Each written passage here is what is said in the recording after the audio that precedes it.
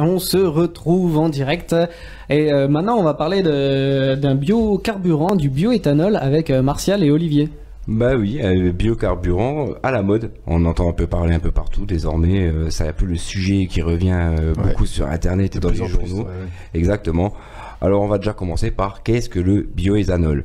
Alors, il est autorisé depuis 2005 en France. Le bioéthanol, c'est un biocarburant produit en France et en Europe à partir de céréales, du blé, du maïs ou de la betterave sucrière, ou même canne à sucre, et qui est destiné au moteur essence. C'est très important. Bien précisé. Bien précisé, oui, c'est voilà. important. Donc le bioéthanol, en fait, c'est le biocarburant le plus utilisé au monde, notamment au Brésil et aux USA. C'est un peu nouveau par chez nous, mais ça commence à arriver tout doucement. Exactement. Donc le bioéthanol, c'est un biocarburant que l'on incorpore à l'essence. Le bioéthanol, il est actuellement présent dans tous les carburants distribués en France. Alors, vous avez certainement déjà vu, bon, vous connaissez tous le SP95 et 98. Évidemment. Il y a déjà 5% dedans. C'est pas indiqué à la pompe, mais il y en a déjà 5. Ensuite, vous avez sûrement déjà vu, il y a quelques années maintenant, l'apparition des SP95 E10. Là, ça veut dire qu'il y a jusqu'à 10% d'éthanol déjà dans ce carburant. Et ensuite, on a ce fameux carburant qui intéresse un peu tout le monde en ce moment, qui est le superéthanol E85. Là, nous sommes entre 65 et 85% d'éthanol. Donc c'est déjà une... C'est ça, il ne faut pas confondre bioéthanol et le superéthanol. Ok. Voilà, le bioéthanol, on l'a dans tous les types de carburants actuellement. Partout, voilà. Qui est comme un complément en fait. Exactement, le superéthanol, vous ne pouvez pas le mettre comme ça dans votre voiture essence, disant, oh bah s'il y a ça à la pompe, je mets dedans. Non, ça ne marchera pas. Là, c'est... Voilà, il faut surtout pas se tromper sur ça. Ouais. Exactement.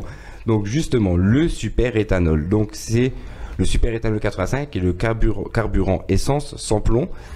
Pour en contenir, donc, comme je disais, de 65 à 85% de bioéthanol, c'est le complément de l'essence sans plomb du 95.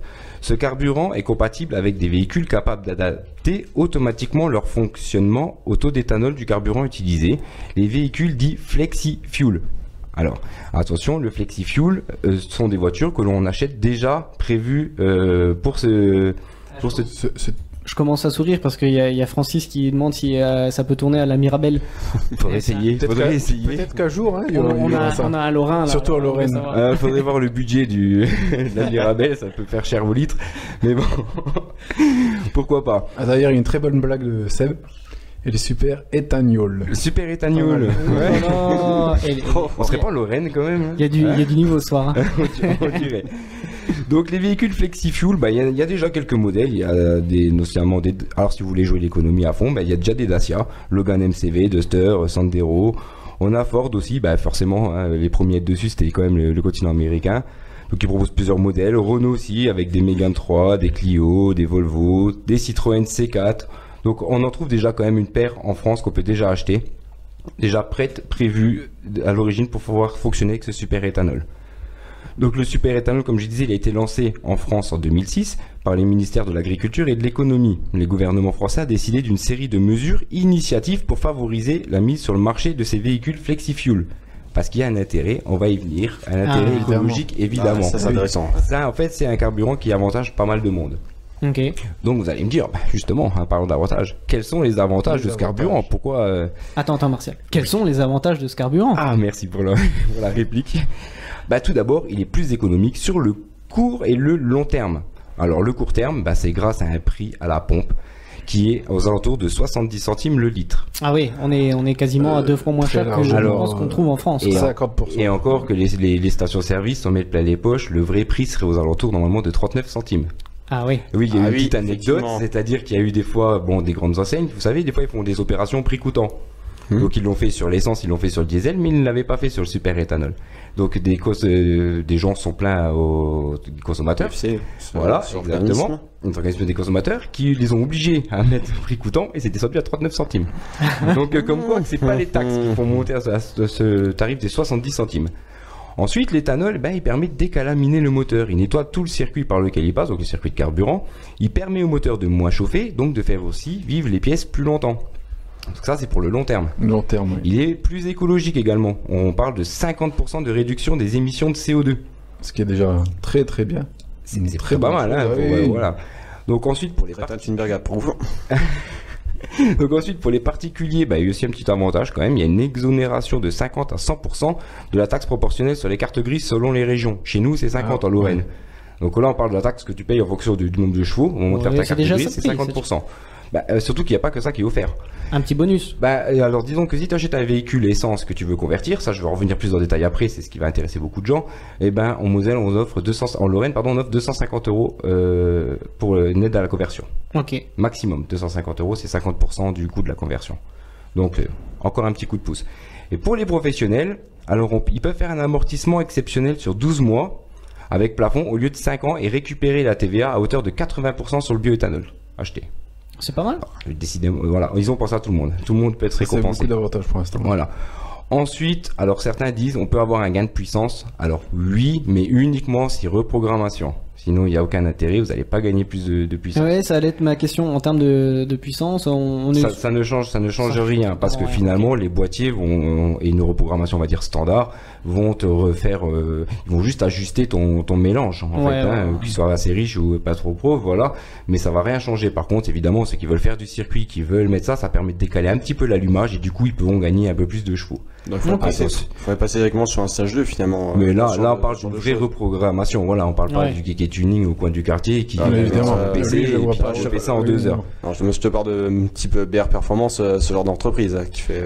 Après, attention, si vous augmentez la puissance de votre voiture, il faut que votre assureur soit aussi au courant parce que sinon ça peut poser problème en cas d'accident. D'accident, ouais, exactement. Voilà. Donc en plus, c'est ce que je disais tout à l'heure, en fait, on peut convertir des essences et essences hybrides tournant au SP95 grâce à un arrêté qui a été fait le 30 novembre 2017 justement pour homologuer ces boîtiers de reconversion. Alors, il faut quand même savoir aussi, c'est que à partir des années 2000, quasiment toutes les voitures essence sont prévues pour fonctionner déjà un minimum à l'éthanol. Voilà. Parce qu'on le retrouve déjà dans nos carburants. Donc du coup, la conversion ne va pas être si difficile à faire. Ça va pas être si difficile, il va falloir quand même des boîtiers ou une reprogrammation. Mais votre moteur, il est déjà conçu en partie pour recevoir ce bioéthanol. Ouais. Donc s'il y en a qui disent oui, mais ça peut casser mon moteur, c'est pas vrai, c'est pas possible. Ou alors il y a une mauvaise reprogrammation ou un boîtier acheté. En général, c'est quand même une valeur sûre pour les véhicules. Exactement. De toute façon, l'État homologue et il y a des garanties qui tiennent avec ceci. Donc voilà. Bon, par contre, il y a quand même des inconvénients. Eh oui. Quels sont les inconvénients? Merci Charlie. Déjà, on parle d'une consommation supérieure de 30%. Ah. Bon, après, ça va être atténué au prix du litre. Il faut faire le calcul. Voilà, on est à un prix du litre à 50%, donc c'est quand même. Je pense que le ratio, ça peut se tenter quand même. Il faut faire des calculs. Voilà. Mais... Après, il faut voir aussi la station où elle est, parce qu'il y en a encore pas partout. Ça commence à pousser comme des champignons, mais évidemment, s'il faut que vous fassiez 80 km pour trouver une station, ça sert à rien. Ça va pas être très avantageux. Il faut tout calculer au fait pour Exactement. Tout à l'heure, je disais donc les moteurs essence sont compatibles à partir de 2000, et c'est vrai qu'avant 2000, il y a peu de moteurs qui peuvent recevoir ce type de carburant. C'est plus du cas par cas parce que certains moteurs premium chez certaines Mercedes ou certaines voitures américaines ou moteurs américains peuvent le faire, mais il faut vraiment se renseigner, c'est vraiment du cas par cas. Alors on peut avoir beaucoup disent oui, mais ça va muser plus les pièces, c'est ce qu'on parlait tout à l'heure, ça va muser le moteur. Alors oui et non. Techniquement, au contraire, ça nettoie, donc vos pièces ne vont pas avoir plus de difficultés que d'habitude. En revanche, vu qu'on consomme 30% en plus, par exemple une pompe qui va recevoir 2000 litres d'essence, là elle va recevoir 30% de plus, donc finalement elle aura plus tourné. Donc évidemment, une pompe va se fatiguer que par rapport à la normale. Mais en règle générale, dans l'ensemble, c'est quand même mieux pour le moteur. Voilà. Ensuite, il y a quand même le coût à la conversion. Donc, on parle entre 700 et 1600 euros. Tout ça, voilà, donc, je pense, le gros point négatif. Donc, à déduire, comme je disais tout à l'heure, ces fameux 250 euros d'aide. Voilà. Mais, alors attention, et uniquement dans des points agréés. Donc, en moyenne, cet amortissement, on l'amortit en 26 000 km. Okay, c'est ce qui est à peu près calculé. À peu près. Voilà, sur un an à peu près, oui. Si tu roules une essence, allez, on va dire tu roules moins qu'un 4 diesel, donc tu as autour de 13 000, allez, 13 000 par an, 2 ans, il est amorti. Ouais, à peu près. Oui, voilà, oui. Voilà. Donc ça, alors par contre, attention de bien le faire dans les points agréés, on va revenir aussi après pourquoi. Alors attention aux véhicules mal entretenus et à fort kilométrage, comme je vous l'ai dit, ça nettoie le moteur. Donc toute la saleté qu'il y a dans vos circuits, tout va partir avec l'éthanol, ça va aller dans les pompes, ça va commencer à se gripper et il va avoir des casses. Exactement. Après, je pense qu'on va avoir tendance à faire cette conversion sur des modèles plutôt récents, non? Non, pas forcément, parce que tu peux le faire à partir de véhicules des années 2000. Mais si tel est le cas, si maintenant, autant faire tout de suite un bon entretien, refaire changer tous les filtres, vraiment faire ça juste avant de passer à ce boîtier. Ne mettez pas ce boîtier alors que le mois prochain vous allez faire une révision, ça va déjà partir. Ouais. Okay. Ça va aller très vite. Ouais. Donc ça c'était déjà un des points négatifs. Donc attention aussi aux conducteurs qui ne vident pas leur réservoir. C'est pareil, on a une essence, on fait un peu de ville, on fait pas forcément souvent le fond de réservoir, et avec le temps on peut avoir des petites gouttelettes d'eau qui se met de la condensation dans le réservoir, et avec l'éthanol, l'eau va partir. Voilà. Et du coup, ça. vous pouvez gripper aussi à nouveau ces fameuses pompes haute pression et tout ça. Ok. Donc, Donc c'est assez précieux quand même, hein, mine de rien. voilà, il faut faire quand même attention. bien préparer la voiture, le véhicule avant Voilà. de passer à ce type de boîtier ou de conversion. Voilà. Ensuite, on en parlait tout à l'heure, c'est la difficulté de trouver des stations. Alors ça commence à arriver de plus en plus parce que vu que c'est un phénomène de mode et que ça intéresse de plus en plus de gens, Ouais. et du coup voilà, ça commence, Surtout les pour stations les... commencent à s'y mettre. Pour les groupes, voilà, si, comme si tu disais tout à l'heure, ils se font une marge de 40% sur le prix C'est du pas litre, négligeable. forcément, ils vont vouloir installer tout doucement y des pompes passer, ouais. éthanol, quoi. Exactement. Alors, comment convertir mon véhicule? Vous avez une essence, finalement vous trouvez ça intéressant, comment le faire? Alors, je vais vous dire les étapes l'une après l'autre. Déjà, trouver un garagiste agréé par l'État. Pour ça, il y a un site, bioéthanol carburant, tout attaché comme ça se prononce.com. Là-dessus, vous trouvez les listes des garagistes agréés. Donc ensuite, évidemment, vous vérifiez la compatibilité avec votre véhicule auprès de ce garagiste. Parce que je vais y revenir aussi encore après, ça peut être pointillé en fonction de certaines mécaniques, ce n'est pas forcément toujours possible pour le moment. Donc au préalable, comme je disais tout à l'heure, faire un bon entretien. Et si jamais ce n'est pas, ne le mettre, il faut le faire à jour. Voilà. Ensuite, vous faites installer votre boîtier E85 homologué. Alors attention, il n'y a que 3 types de boîtiers homologués. N'achetez pas des boîtiers que vous trouvez à 250 ou 300 euros, ça ne marchera pas. Et de toute façon, ils ne sont pas homologués, donc ils sont interdits. Ce qui n'est pas homologué est interdit. Donc il y a Biomotors, FlexFuel, ARM Engineering, j'ai bien dit? Voilà, je me suis entraîné. Non, je plaisante. Et un quatrième qui est en cours d'homologation, qui s'appelle Borel, donc pour l'instant, lui on l'oublie.